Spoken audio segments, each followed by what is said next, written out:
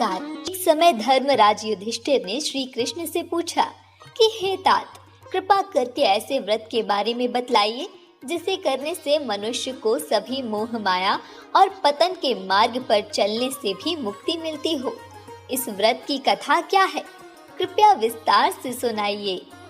तब श्री कृष्ण बोले, हे धर्मराज, ऐसे एक व्रत के बारे में मैं आपको बतलाता हूँ। गुरु वशिष्ठ के कहने पर इस व्रत का पालन श्री राम ने किया है। इसकी व्रत कथा को ध्यान पूर्वक सुनिए। एक समय की बात है, सरस्वती नदी के तट पर भद्रावती नाम का एक सुंदर नगर था। इस नगर में द्वितीमान नामक राजा शासन करते थे।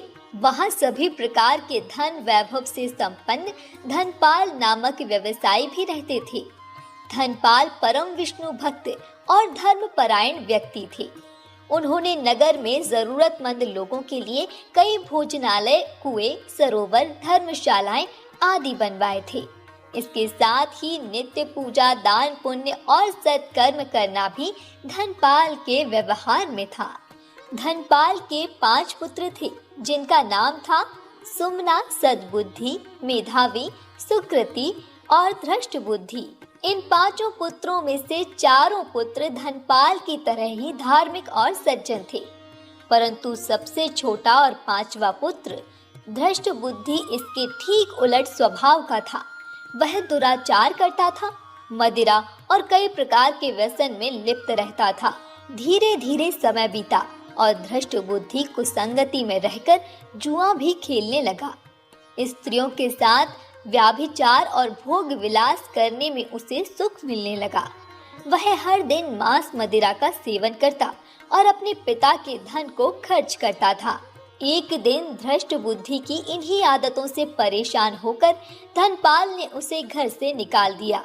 घर से निकाले जाने के बाद वह अपने गहने कपड़े बेचकर गुजारा करने लगा। धीरे धीरे जब यह सामान भी खत्म हो गया तो उसके गलत आदतों वाले सभी स्वार्थी दोस्तों ने उसका साथ छोड़ दिया। अब धृष्ट बुद्धि ने भूख प्यास से दुखी होकर नगर में चोरी करना शुरू कर दिया। एक बार वह चोरी करते हुए पकड़ा गया।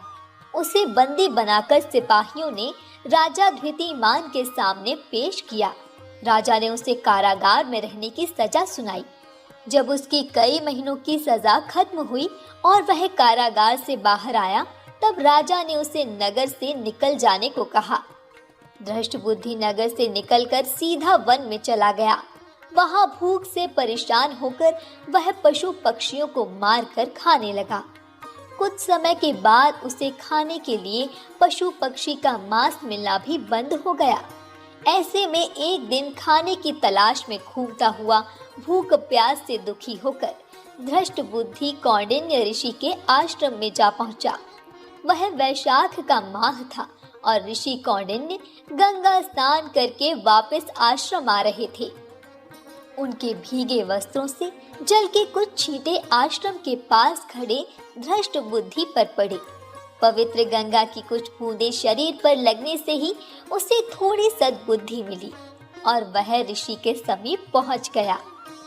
ऋषि कौंडिन्य मुनि को प्रणाम करके उसने अपना परिचय दिया और उनसे हाथ जोड़कर विनती की। हे ऋषि, मैंने जीवन भर बहुत पाप कर्म किए। मुझे जो भी सजा मिली उससे भी मैं कुछ नहीं सीख पाया। अब मैं अपने पापों का प्रायश्चित करना चाहता हूँ। कृपया आप मुझे इन पाप कर्मों से छूटने का कोई उपाय बताइए। उसकी विनती सुनकर ऋषि कौंडिन्य ने कहा, हे बालक, तुम वैशाख मास के शुक्ल पक्ष की मोहिनी एकादशी का व्रत रखो। इससे तुम्हारे सभी पाप नष्ट होंगे और तुम्हें भगवान विष्णु की कृपा प्राप्त होगी। यह सुनकर धृष्ट बुद्धि संतुष्ट हुआ और विधि विधान से मोहिनी एकादशी का व्रत किया। इस व्रत के प्रभाव से धृष्ट बुद्धि के सभी पाप नष्ट हुए और अंत में मृत्यु के पश्चात वह गरुड़ पर विराजित होकर विष्णु लोक को प्राप्त हुआ। तो भक्तों, यह थी मोहिनी एकादशी की कथा। जुड़े